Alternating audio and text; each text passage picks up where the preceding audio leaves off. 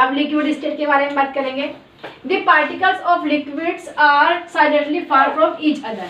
क्या होता है, जो लिक्विड के पार्टिकल्स होते हैं, मान लो कि इसके अंदर वाटर है,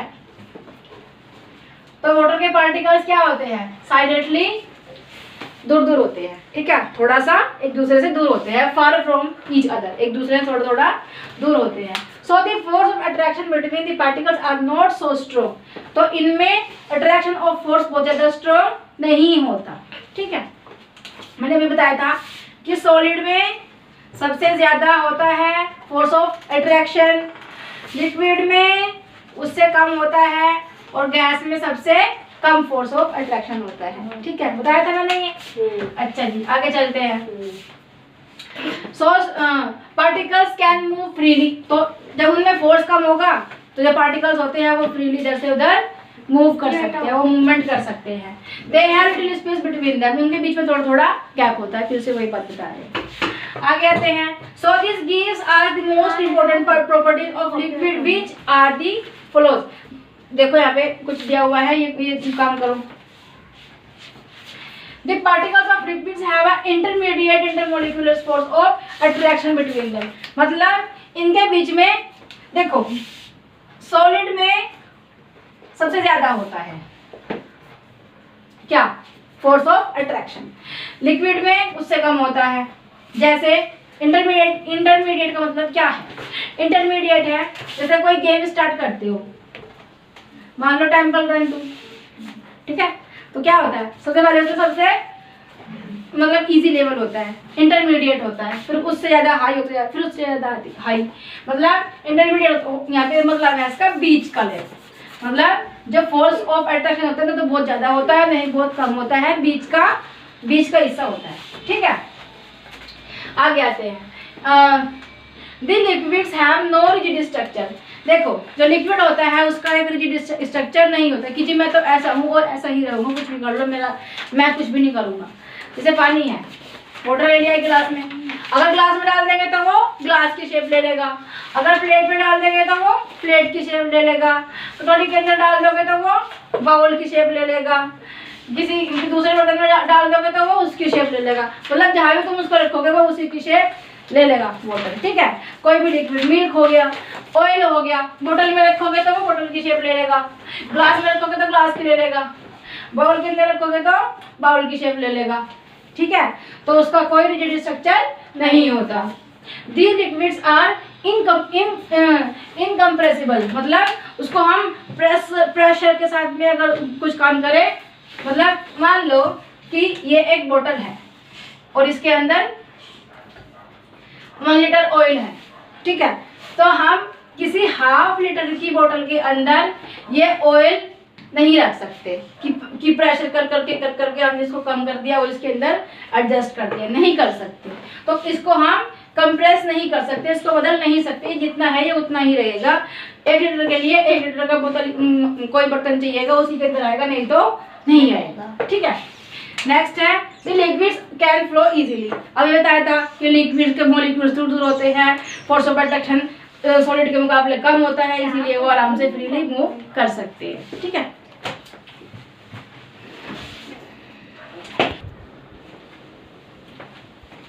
गैसेस स्टेट बताया था, जो सॉलिड होता है,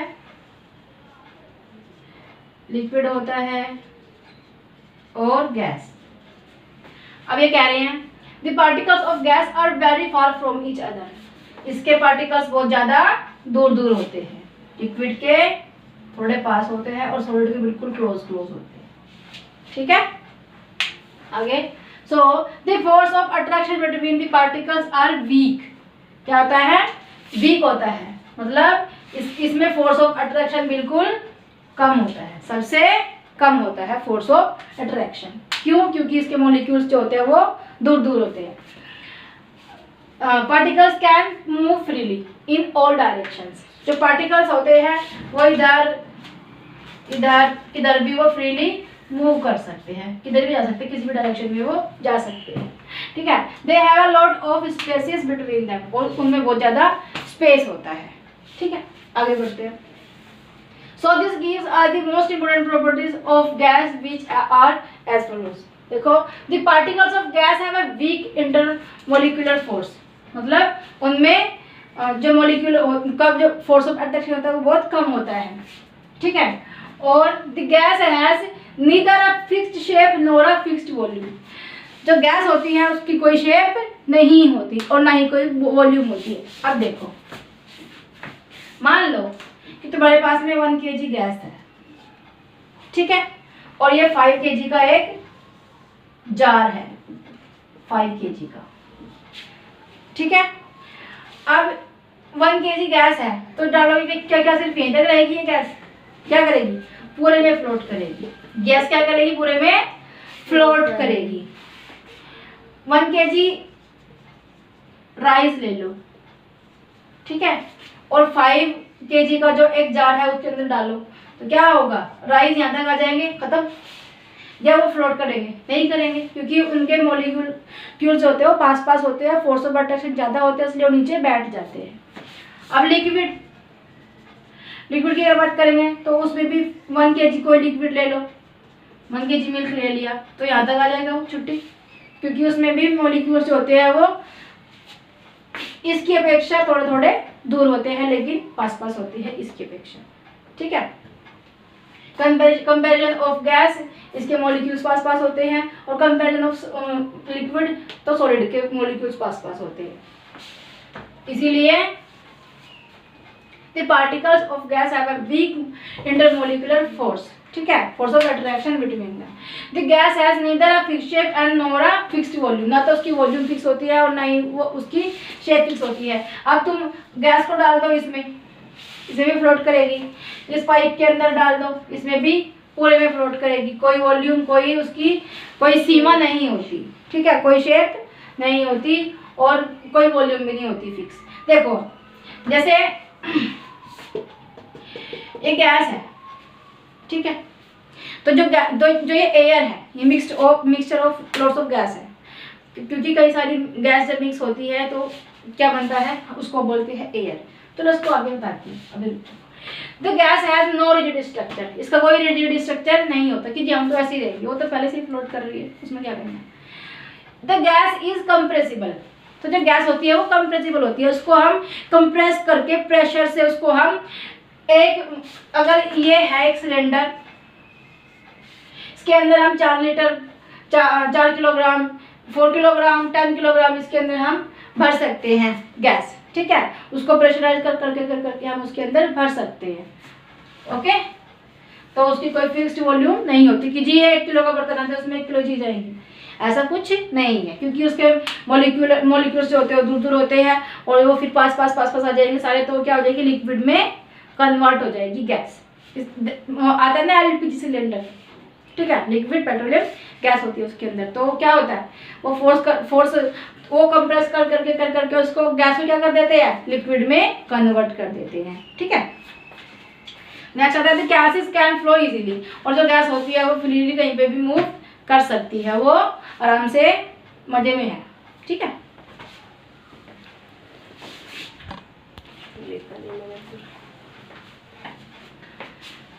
अब बताओ, can matter change its state, क्या मैटर अपनी स्टेट्स को चेंज कर सकता है? देखो, बिल्कुल कर सकता है। वाटर को ले लेते हैं, वाटर एग्जिस्ट इन 3 स्टेट्स, कितनी? 3 स्टेट्स। पहली क्या है? सॉलिड, सॉलिड क्या हो जाएगी जी? आइस, क्या हो जाएगी? आइस। सेकंड क्या है? लिक्विड, लिक्विड क्या हो जाएगा? जूस। वाटर क्या हो जाएगा? वाटर। और थर्ड क्या हो जाएगा? गैस। गैस मीन्स इवेपोरेशन, ठीक है, इवेपोरेशन। सॉलिड से लिक्विड, लिक्विड से गैस, क्या हो जाएगा हमारा? 3 स्टेट्स हो जाएगी इसकी। तो मेल्टिंग और फ्यूजन, देखो मेल्टिंग क्या होता है, जैसे आइसक्रीम होती है, उसको फ्रिज से निकालते हैं तो धीरे धीरे मेल्ट होना स्टार्ट हो जाती है, ठीक है। तो मेल्टिंग को ही क्या कहते हैं? फ्यूजन कहते हैं। कंफ्यूज मत होना, मेल्टिंग और फ्यूजन एक ही चीज होती है, अलग अलग चीज नहीं होती। अब देखो, जैसे the process in which the substance changes its state from solid to liquid is called melting और fusion। जब कोई चीज सॉलिड है मतलब आइस है और आइस से वो लिक्विड में वाटर में कन्वर्ट हो रही है तो उस प्रोसेस को हम क्या कहेंगे? फ्यूजन कहेंगे या फिर मेल्टिंग कहेंगे। ठीक है, अब देखो फ्यूजन क्या होता है? सॉलिड टू लिक्विड, सॉलिड से कोई चीज लिक्विड में जा रही है तो उसको क्या कहेंगे? फ्यूजन कहेंगे। The temperature at which the solid starts converting into a liquid at atmospheric pressure is called melting point. ये समझ में नहीं आएगी क्या है ना? नहीं समझ में आया? देखो हमने आइसक्रीम निकाली फ्रिज में से, ठीक है, फ्रीजर में से आइसक्रीम निकाली ऐसे ही बनी है भाई आइसक्रीम। आइसक्रीम निकाली तो ये तो है नहीं कि वो जैसे ये आइसक्रीम हमने फ्रिज में से निकाली और वो तो मेल्ट होगी तो चली गई, ऐसा तो नहीं होता ना। तो एक टेम्परेचर जब देखो मान लो कि ये कोई चीज़ है मतलब आइस है तो आइस को हम हीट प्रोवाइड कर रहे हैं, आइस को हम हीट प्रोवाइड कर रहे हैं। अभी ये 0 डिग्री सेल्सियस पे है, ठीक है, तो इसको हम हीट प्रोवाइड कर रहे हैं तो एक जगह पे जाके ये रुक जाएगी। मतलब लिक्विड हीट प्रोवाइड कर रहे हैं, टेम्परेचर बढ़ रहा है, थर्मोमीटर डाला इसके अंदर, अभी 0 डिग्री सेल्सियस, फिर 10, फिर 20, फिर 30 ऐसे हुआ, ठीक है। लेकिन यहाँ पे जाके 100 जब हो जाएगा तो क्या मान लो कि यहाँ पे 100 नहीं मान सकते इसको, 45 मान लेते, 100 मान लेते, चलो छोड़ 100 मान लेते। जब ये 100 डिग्री सेल्सियस पे आ जाएगा टेम्परेचर तो ये थर्मोमीटर डालते रहो उसके अंदर लेकिन टेम्परेचर नहीं बढ़ेगा। क्या होगा? आइस वाटर में कन्वर्ट होना स्टार्ट हो जाएगी। तो जब ये आइस वाटर में कन्वर्ट होना स्टार्ट होती है इसको क्या कहते हैं? Melting point. क्या कहते हैं? Melting point. क्या कहते हैं? मेल्टिंग पॉइंट, ठीक है। जब 100 डिग्री सेल्सियस पर आ जाएगी तो ये तुरंत अब देखो फ्रिज में से निकाल ली और हमने गैस ऑन किया और उसके ऊपर रख दी, ठीक है। उसके बाद में उसमें लगा दीजिए आग आग लगा दी। उसके बाद में देखा तो तुरंत ही गल गई। पहले वो टेम्परेचर उसका ज़्यादा होगा, फिर धीरे धीरे उसका टेम्परेचर यहाँ तक आएगा, फिर टेम्परेचर रुक जाएगा और वो मेल्ट होनी स्टार्ट हो जाएगी, जिसको हम क्या कहेंगे? मेल्टिंग पॉइंट कहेंगे, ठीक है। फिर उसके बाद में फिर ये टेम्परेचर हम फिर से उसको हीट दे रहे हैं, वो गर्म हो रहा है पानी। उसके बाद में क्या हो रहा है? गर्म हो रहा है 120 डिग्री पे चला गया, ठीक, 120 डिग्री पे चला गया। तो यहाँ पे ये गर्म तो कर दिया लेकिन यहाँ पे आने के बाद क्या हो रहा है? टेम्परेचर नहीं बढ़ रहा, टेम्परेचर नहीं, हम उसको हीट प्रोवाइड कर रहे हैं लेकिन टेम्परेचर इंक्रीज नहीं हो रहा है। तो क्या होना शुरू हो रहा है? वेपोरेट होना शुरू हो रहा है। क्या हो रहा है? वेपोरेट होना शुरू हो रहा है। अभी बॉईल हो रहा था, मेल्ट हुआ, बॉईल होता रहा तो बॉईल होता रहा बॉईल यहाँ तक आ गए हम। तो इसके बाद में टेम्परेचर रुक गया और ये बॉईल होते अब उसने भाप बन के उठना स्टार्ट कर दिया, ठीक है। तो ये होता है हमारा मेल्टिंग पॉइंट। तो मेल्टिंग पॉइंट जो होता है उसको उसे क्या कहते हैं? फ्यूजन कहते हैं। क्या कहते हैं? फ्यूजन। समझ में आया?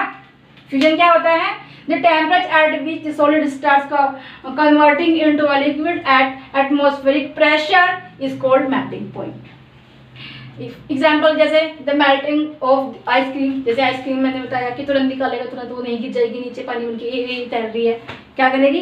पहले उसको निकाल लेंगे, अगर उसको खा लेंगे तो खाते तो वो गिरती भी नहीं है, लेकिन अगर उसको रख देंगे और उसको एक टेम्परेचर प्रोवाइड करेंगे तो वो पिघलना स्टार्ट हो जाएगी। तुरंत के तुरंत वो नहीं पिघलेगी, इंस्टेंट नहीं पिघलेगी, ठीक है।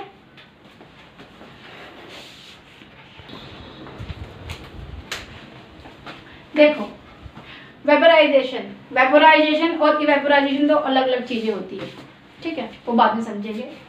वेपोराइजेशन क्या होता है? वेपर से ही पता चल रहा है कि वेपर जो होता है जो भाप उड़ती है ऊपर, उसको हम वेपर कहते हैं। अब देखो the process in which the substance change its state liquid to gas. अभी बात की थी सॉलिड टू लिक्विड, अभी बात कर रहे हैं लिक्विड टू गैस। जब कोई सब्सटेंस लिक्विड से गैस में कन्वर्ट होता है तो उसको हम वेपोराइजेशन कहते हैं। The temperature at which the liquid starts converting into a gas at atmospheric pressure is called the boiling point. अभी समझाया था कि 0 डिग्री सेल्सियस से लेके जब हम जा रहे हैं उसको हीट प्रोवाइड कर रहे हैं यहाँ पे जाके टेम्परेचर, अभी तो टेम्परेचर बढ़ते जा रहा है, तो एक स्टेट पे जाकर टेम्परेचर बढ़ता नहीं है, रुक जाता है। क्या होता है? रुक जाता है और यहाँ से वो मेल्ट होना स्टार्ट हो जाता है। क्या होता है? मेल्ट होना स्टार्ट हो जाता है। फिर हम उसको हीट प्रोवाइड करे जा रहे हैं। उसके बाद में फिर से वो हम उसको टेम्परेचर दिए ही जा रहे हैं, हीट प्रोवाइड कर रहे हैं, टेम्परेचर उसको अब हो रहा है। अब यहाँ पे आने के बाद में क्या होता है कि वो बॉईल होना स्टार्ट हो जाता है। ये होता है उसका बॉइलिंग पॉइंट। क्या होता है? Boiling point. और बॉइलिंग पॉइंट में फिर वो किस में कन्वर्ट हो जाता है? गैस में कन्वर्ट होना स्टार्ट हो जाता है। ठीक है, गैस में कन्वर्ट होना स्टार्ट हो जाता है। तो देखो, दी फॉर्मेशन ऑफ स्टीम, जैसे पानी गर्म कर रहे हैं, पहले हमने आइस ली, इसके अंदर हमने आइस डाल ली, आइस ऐसी होती है, कुछ बोल नहीं होती, ठीक है। आइस डाल ली, आइस डालने के बाद हमने इसको गर्म करना स्टार्ट कर दिया, गर्म हो रहा है। कुछ देर के बाद ये क्या हो जाएगा? वाटर हो जाएगा, वाटर बन जाएगा इसका। फिर से इसको गर्म कर रहे हैं, फिर आएंगे एक पॉइंट पे, तो क्या हो जाएगा? ये वेपर बन के उड़ना स्टार्ट हो जाएगा। ये तो नहीं है कि इसको रखा गैस पे और तभी ये उड़ना शुरू कर देगा, नहीं कर देगा। पहले वो गर्म होगा, उसके बाद उसमें से स्टीम निकलेगी। ठीक है।